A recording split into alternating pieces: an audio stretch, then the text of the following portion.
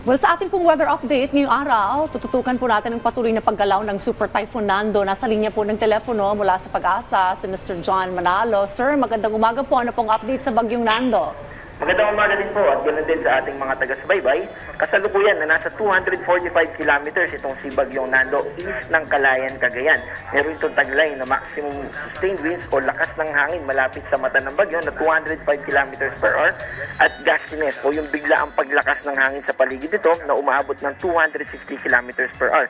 Ito ay gumagalaw pakanluran generally sa bilis na 20 kilometers per hour. At dahil nga po dito, ay meron tayong nakataas sa signal number 5 sa northern portion ng Babuyan Island, signal number 4 naman sa southeastern portion ng Batanes, kasama yung natitirang bahagi ng Babuyan Island, northeastern portion ng mainland Cagayan, signal number 3 dito sa natitirang bahagi ng Batanes, northern and central portion ng mainland Cagayan, central portion ng Apayao, at northern and central portion ng Ilocos Norte. Signal number 2 naman sa natitirang bahagi ng Cagayan, kasama yung Isabela, natitirang bahagi ng Apayao, Abra, Kalinga, Mountain Province, Ifugao, northern portion ng Benguet, northeastern portion ng Nueva Vizcaya, natitirang bahagi ng Ilocos Norte, Ilocos Sur, at northern portion ng La Union. Signal number 1 naman sa probinsya ng Quirino, natitirang bahagi ng Nueva Vizcaya, natitirang bahagi ng Benguet, La Union, probinsya ng Pangasinan, Aurora, Nueva Ecija, Bulacan, Tarlac, Pampanga, Zambales, at northern portion ng Quezon, kasama ang Polillo Islands.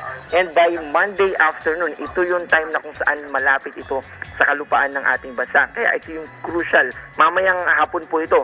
And then by Tuesday naman ng tanghali or umaga ay nasa labas na ito ng Philippine Area of Responsibility. Gusto natin paalalahanan yung ating mga kababayan sa posibleng threat na dala nito dahil posible itong magpatumba ng mga kabahayan, lalo na kung ito ay gawa sa mahihinang klase ng material at posible rin ito na magpatumba ng mga puno, lalo na sa mga nakataas, signal number 4 and 5. Samantala, dito meron din tayong nakataas na weather advisory. Ibig sabihin ay makakaranas din yung iba nating kababayan na nasa western part ng ating bansa dahil sa paghila na ginagawa nitong Bagyong Nando sa hanging habagat. At kasama dyan yung mga probinsya ng Occidental Mindoro, kasama din yung Metro Manila, 50 to 100 millimeters yung ating nakikita today. At Bataan, Cavite, Batangas, Laguna, Rizal, Oriental Mindoro at Palawan. Kaya gusto po natin muli at i-emphasize na pag-ingatin natin, lalo na yung malapit sa dadaanan ng bagyo, na mag-ingat at maghanda na po. At ito po yung ating update mula sa DOST Pag-asa. Alright, so Sir John, tama po ngayon po nasa may karagatan pa po itong Bagyong Nando at inaasahan po ba na magla-landfall po ito, sir? Opo, posible po na mag-landfall ito sa anumang island sa extreme northern Luzon. And posible din na sa northern tip most ng Ilocos Norte ay posible din ito na dumapit. So clearly ito po ay may dalang malakas na hangin, ano, Sir John? How about po yung dala po nitong ulan?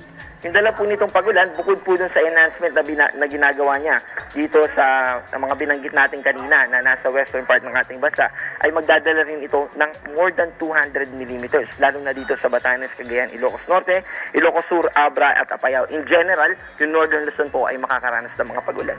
Okay, Sir John, meron pa po bang binabantayan na iba pang weather system? Opo, meron po tayong nakikita dun sa southeastern part. Outside pa po ito ng Philippine Area of Responsibility. Pero sa kasalukuyan, meron din po itong potential na maging bagyo, pero sa kasalukuyan, ang mas gusto po nating i-emphasize ay itong si Bagyong Nando. How about po itong southwest monsoon, sir? Ano pong effect po nitong Bagyong Nando, sir? Itong southwest monsoon po ay yung moisture na associated dito ay hinihila ni Bagyong Nando. Kaya naman meron tayong mga lugar na kung saan makakaranas ng mga pag-ulan. Kasama yung Occidental Mindoro, Metro Manila, Bataan, Cavite, Batangas, Laguna, Rizal, Oriental Mindoro at Palawan. Sir, yung pong Metro Manila, sir, uulanin din po ngayon? Yes po, opo. Kung mapapansin po natin, makulimlim po at andyan po yung mataas na chance ng pag-ulan. Alright, siguro po ay paalala nyo na lamang din po sa ating pong mga kababayan, sir. Because I understand today is the peak that we will feel po itong Bagyong Nando. Yes po, muli po ay gusto natin paalalahanan at ulit-ulitin po na mag-ingat po tayo at gawin natin yung kaya natin gawin sa ngayon hanggat hindi pa tayo dinadanan ng bagyo, lalo na sa extreme northern Luzon.